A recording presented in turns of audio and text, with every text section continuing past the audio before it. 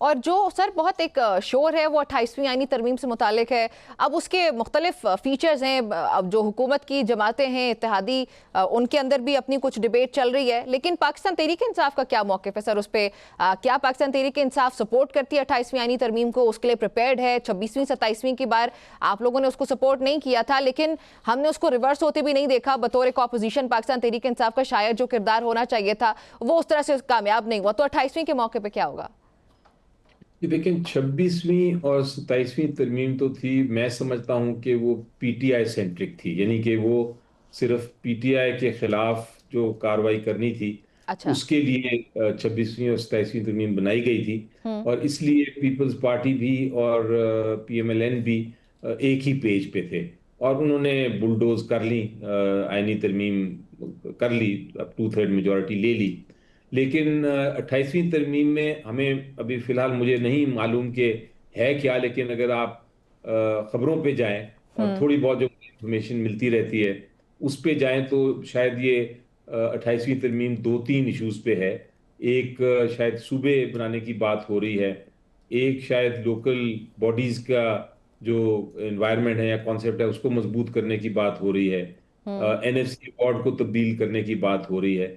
ये तीन मेजर शायद डिस्कशंस हैं। अगर ऐसी तरमीम आती है जिसमें ये तीनों चीज़ें या इनमें से एक या दो या तीन हो, तो मैं समझता हूं कि पीपल्स पार्टी इन तीनों में से किसी से एग्री नहीं करेगी, हम्म। और ये मुखालफत रहेगी, क्योंकि अगर एनएफसी अवार्ड या 18 अमेंडमेंट को तब्दील करने की लेकिन बात लेकिन मान ली। देखिए बैरिस्टर साहब, माजरत के साथ आपको इंटरप्ट किए, पाकिस्तान पीपल्स पार्टी और नून लीग आपको कभी अलग होते नजर नहीं आते। बहुत से मैटर्स पे हम सब ये प्रोडिक्ट करते रहे और ये तज्जिया करते रहे कि यहाँ पे तो जरूर दरार पड़ेगी। अभी आप जीबी के इलेक्शंस देख ले, वहां पे भी उनकी बातचीत तय पा गई है। फिर कश्मीर वाला मामला है, वहां पे दरार नजर आती है, बट अगेन वो इकट्ठे बैठते हैं, सब चीजें तय पा जाती हैं। बजट के अंदर आपने देखा कि कितनी बड़ी एक्टिविटीज हुई, उसके बावजूद बजट जाके इकट्ठे वापस पास भी हो चुका। अब 28वीं के मौके पर भी बताया ये जा रहा है कि फॉर एग्जाम्पल 18वीं तरमीम की पहले रिवर्सल से ये शुरू होता है अगर, तो वो अल्फाज बदले जा रहे हैं और बताया जा रहा है कि बिस्प का बजट बढ़ा दिया गया। तो ये लेन देन करके ये इसके लिए भी मना लिया जाएगा पीपल्स पार्टी को।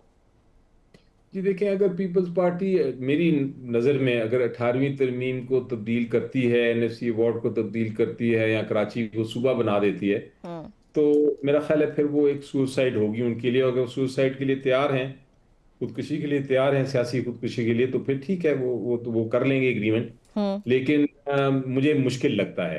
अब दूसरी बात यह है कि ये तीनों जो मैंने आइटम्स बताया आपको, जी हाँ। उसमें 18वीं तरमीम में एजुकेशन को सूबों से लेके वापस डालने की बात भी है, चौथी बात भी कर लें, तो ये चारों बातें जो हैं, अगर ये मेरे ज़ाती राय आप पूछें तो इनमें कोई इतना इशू नहीं है। अब प्रोविंस की बात अब आप करती हैं कि नए सूबे बनाए जाए, मैं समझता हूँ नए सूबे बनाने में हर्ज नहीं है, अगर वो सूबे एडमिनिस्ट्रेटिवली ज़रूरत हो, और अगर वो सूबे खुद अपनी जब बनने के बाद अपनी उनके पास फाइनेंशियल इतनी ताकत हो कि वो अपने आप को कायम रख सकें। हम्म। मसलन अगर लोग पाकिस्तान से आते हैं लाहौर, तो काफ़ी इतना एडमिनिस्ट्रेटिवली मुश्किल है लोगों के लिए कि आसानी अगर लोगों को दी जाए और एक साउथ पंजाब प्रोविंस बने, तो इसमें ज़ाती तौर पे मैं समझता हूँ हर्ज नहीं है। इसी तरह लोकल बॉडीज़ का मैं समझता हूँ कि लोकल बॉडीज़ एक बहुत अहम चीज़ है, वो जी। बुनियाद है जमहूरियत की। और अगर लोकल बॉडीज़ को मजबूत किया जाए तो उसमें भी कोई ऐसी हर्ज नहीं है। पीटीआई की जब हुकूमत थी हम यही चाहते थे। हम्म। उसके बाद उसके अलावा जब 18वीं तरमीम की बात करते हैं कि उसमें एजुकेशन और पॉपुलेशन, अगर आबादी को कंट्रोल करने के लिए अगर सूबों से लेके वापस दे दी जाए फेडरेशन को, तो ये ऐसी चीज़ें हैं जो शायद फेडरेशन को मदद करें, लोगों को और नेशन बिल्डिंग के लिए हेल्प करें। हम्म। तो उसमें मुझे नहीं लगता ज़ाती तौर पे मुझे कोई 18वीं तरमीम में अगर ये तब्दीली आए तो कोई ऐसी गलत बात है। लेकिन अच्छा। इशू ये नहीं है कि ये चीज़ें सही शायद हों, लेकिन कौन सा पार्लियामेंट करेगा, ये वाला पार्लियामेंट करेगा या ऐसा पार्लियामेंट करेगा जो कि प्रॉपरली इलेक्टेड हो, जिसमें लोगों की जिसके पीछे लोगों का मैंडेट हो, तो फिर वो वाला पार्लियामेंट तो शायद ये चीज़ें करे, तो कोई हर्ज नहीं है। लेकिन अगर इसको बुलडोज करने की सोच रहे हैं 28वीं तरमीम को पीपल्स पार्टी और पीएमएलएन मिलके, तो फिर ये दुरुस्त नहीं, क्योंकि आइन जो है उसकी तब्दीली पब्लिक के कंसेंट से होनी चाहिए, यानी हम्म। पब्लिक के सारे रिप्रेजेंटेटिव्स का कंसेंसस होना चाहिए इशू पे, फिर तरमीम होनी चाहिए आईनी, क्योंकि ये छोटा आम कानून नहीं होता, आईनी तरमीम बहुत बड़ी चीज़ है। आइन ट्रू। वो है जिसके तहत सारी कौम ने फैसला किया कि हमने इकट्ठे मिलके ज़िंदगी गुजारनी है, तो उसमें अगर कोई अमेंडमेंट करनी है तो फिर वो एक तरह से कंसेंस से होनी चाहिए, ये नहीं कि आप बुलडोज करें। अच्छा, वैसे